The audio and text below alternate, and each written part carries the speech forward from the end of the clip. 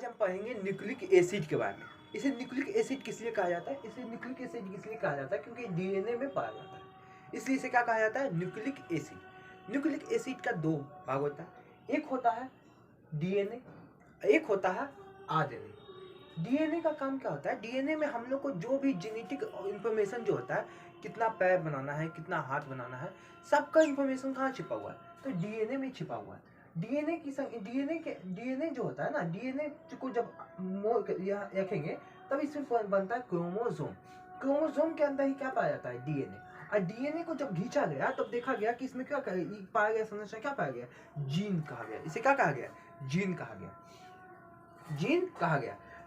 DNA का full form होता है deoxyribose nucleic acid. Deoxyribose nucleic acid. क्या तो कोई दिक्कत? अब ये आता है, ये क्रोमोसोम की संख्या होती है 46। जोड़ा में पूछता हमेशा जोड़ा में होता है, तो इसलिए से बोला जाता है 46 नहीं 23 जोड़ा। अगर हालांकि संख्या में पूछेगा तो क्या हो जाएगा? 23 46 हो जाएगा, लेकिन जोड़ा में पूछेगा तो क्या हो जाएगा? 23 हो जाएगा। तो ये क्रोमोसोम के अंदर ही क्या पाया जाता है? डीएनए पाया जाता है। और ये डीएनए को जब खींचा गया तो किसने खींचा था? तो जोहानसन नामक एक वैज्ञानिक था जिसने खींचा, ये डीएनए को खींचा, तो इसमें पाया गया क्या? जीन पाया गया। यहाँ तो कोई दिक्कत? अब इस डीएनए का खोज किसने किया था? तो डीएनए का खोज करता था कार्लसबर्ग। डीएनए का खोज करता कौन था? कार्लसबर्ग। लेकिन इसको डिजाइन देने का काम कौन किया? वाटसन एंड क्रिक ने इसका डिजाइन दिया था। इसको डिजाइन दिया था कौन? वाटसन एंड क्रिक ने इसका डिजाइन दिया था। लेकिन खोज करता कौन था? तो डीएनए का खोज करता था कार्लसबर्ग। अब यहाँ ध्यान समझिएगा, ये जो डीएनए का जो ये बाहरी संरचना है, ये डीएनए का बाहरी संरचना, यहाँ पर ध्यान समझिए, ये डीएनए का बाहरी संरचना है, इसे बोलते हैं न्यूक्लियोटाइड। डीएनए का बाहरी संरचना को क्या बोलते हैं? न्यूक्लियोटाइड। ये क्या बोलता है? न्यूक्लियोटाइड बोलते हैं, न्यूक्लियोटाइड। और ये न्यूक्लियोटाइड एक श्रृंखला बनाता है, एक पॉली श्रृंखला। पॉली मतलब बहु होता है, मतलब बहुत बड़ा श्रृंखला बनाता है। इसे बोलते हैं पॉली न्यूक्लियोटाइड। तो एक क्या बनाता है? श्रृंखला बनाता है। तो श्रृंखला में 4 चीज पाया जाता है जो इसको जोड़ने का काम करता है। तो ये ध्यान से समझिएगा, एक होता है adenine, thymine, guanine, cytokine. Adenine को ए से करते, थायमिन को टी से करते, ग्वानिन को जी से करते, और साइटोकाइनिन को सी से करते। तो इसको जोड़ने का कौन काम करता है? Adenine, thymine, guanine, cytokine. यहां तक किसी को दिक्कत नहीं? दिक्कत नहीं है। अब ये एडेनिन जो होता है, इसे किस बॉन्ड के द्वारा जोड़ा जाता है? तो ये हाइड्रोजन का डबल बॉन्ड के द्वारा इसको जोड़ा जाता है। एडेनिन थायमिन को किस बॉन्ड के द्वारा जोड़ता है? हाइड्रोजन के डबल बॉन्ड के द्वारा जोड़ता है। और ये ग्वानिन और साइटोकाइनिन किसके द्वारा जोड़ता है? तो ग्वानिन और साइटोकाइनिन ट्रिपल बॉन्ड के द्वारा जोड़ता है। कितना बॉन्ड के द्वारा जोड़ता है? ट्रिपल बॉन्ड के द्वारा इसे जोड़ता है। यहां तक किसी को दिक्कत नहीं होगा। हालांकि आरएनए का संरचना जो होता है ना, ये सिंगल स्टैंडर्ड होता है, ऐसा होता है। ये है आरएनए। पर ये डीएनए को देखिएगा ध्यान से, तो ये डबल स्टैंडर्ड है। ये क्या है? Double standard.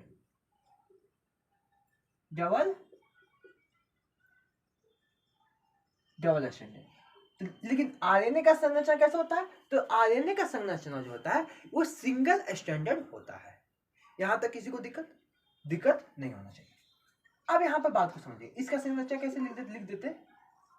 सिंगल स्टैंडर्ड होता है। अब तो आपको तो समझ में आ ही गया होगा कि डीएनए का काम क्या है। तो सभी इंफॉर्मेशन कहाँ छिपी होती है? तो डीएनए में छिपी होती है। हालांकि पूछेगा कि आनुवांशिकता गुण किस में पाया जाता है? आनुवांशिकता गुण किस में पाया जाता है? तो जीन में। और जीन क्या? डीएनए। और डीएनए क्या? क्रोमोसोम। तो तीनों में से एक भी ऑप्शन मार सकते हैं। यहाँ तक किसी को दिक्कत? अब आएंगे हम आरएनए के पास।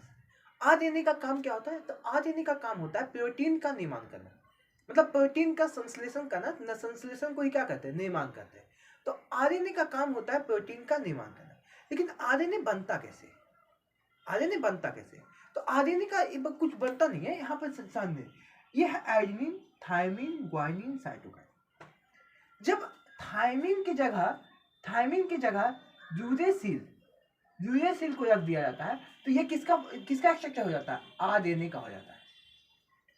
तो यानी हमको अगर डीएनए से आरएनए में बदलना है तो तो हमको थायमिन की जगह क्या रखना पड़ेगा, यूरेसिल। तो हमको क्या मिल जाएगा, RNA। मतलब कि जिस तरह से DNA का संरचना होता है उस तरह से RNA का भी होता है। हालांकि RNA का सिंगल स्टैंडर्ड होता है और DNA का डबल स्टैंडर्ड होता है। थायमिन के जगह यूरेसिल रख देंगे तो क्या बन जाएगा, RNA बन जाएगा। और यूरेसिल की जगह थायमिन रख देंगे तो क्या बन जाएगा, DNA बन जाएगा। यहाँ तक किसी को दिखा? अब यहाँ पर बात समझिएगा कि RNA का काम है क्या। हम लोग का शरीर में प्रोटीन का निर्माण RNA ही करता है। हम लोग का शरीर में प्रोटीन का निर्माण कौन करता है, RNA करता है। यहाँ ध्यान से समझिए, इसको हम रफ करते हैं।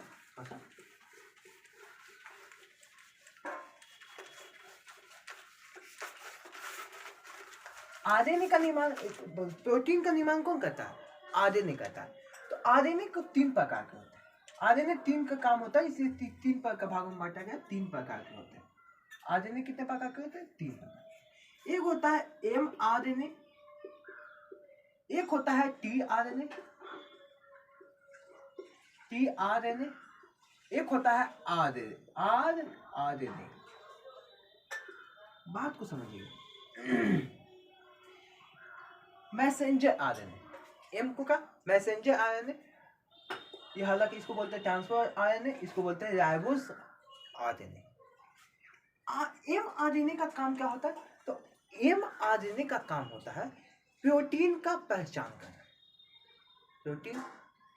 प्रोटीन जो पच की जाता है, जो प्रोटीन जब पचता है पेट में तो बन जाता है एमिनो एसिड।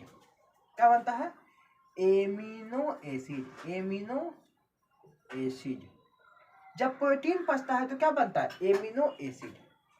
और 20 एमिनो एसिड मिलकर एक प्रोटीन का निर्माण करता है। हम लोग के शरीर में 10 प्रोटीन पहले से 10 एमिनो एसिड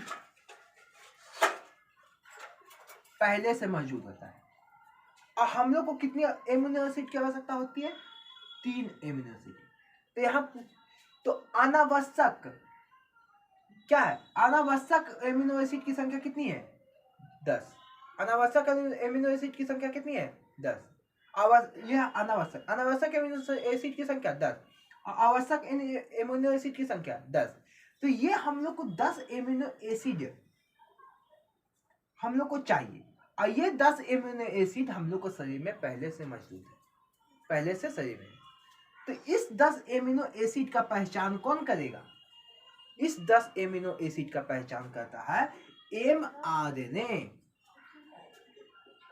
और ये जब पहचान करके mRNA रखता है कि यहाँ पे पकड़ के रखेगा mRNA, और इसको पहुंचाने का काम कौन करता है, tRNA। कौन करता है, tRNA। इस जो mRNA, ये जो एमिनो एसिड को पहचान करता है, उस एमिनो एसिड को tRNA पहुंचाने का काम करता है। और ये tRNA पहुंचा के फिर आता है इसके पास और फिर लेके जाता है, किसको देता है, rRNA का देता है। तो ट्रांसपोर्टेशन का काम किसका है, tRNA। पहचानने का काम किसका है, rRNA। और प्रोटीन बनाने का काम किसका है, ribose RNA, ribosome RNA, ribosome RNA। Sorry, ribose बोल दिए थे, राइबोसोम होगा, राइबोसोम RNA। हम तुमको बता दिए थे कि कोशिका में राइबोसोम का काम होता है प्रोटीन बनाना। जो इंडोप्लाज्मिक रेटिकुलम होता है उसी में 2 होता है, एक स्मूथ एक रफ, बता दिए थे। राइबोसोम का काम होता है, अगर नहीं देखे आप वीडियो तो वीडियो डिस्क्रिप्शन होगा आपका लिंक, जाके वीडियो देख लीजिएगा, बात को समझिएगा। राइबोसोम का काम होता है प्रोटीन का निर्माण करने। तो ये एमिनो एसिड लाके दिया किसको, ट्रांसफर RNA किसको दिया, राइबोस RNA को दिया।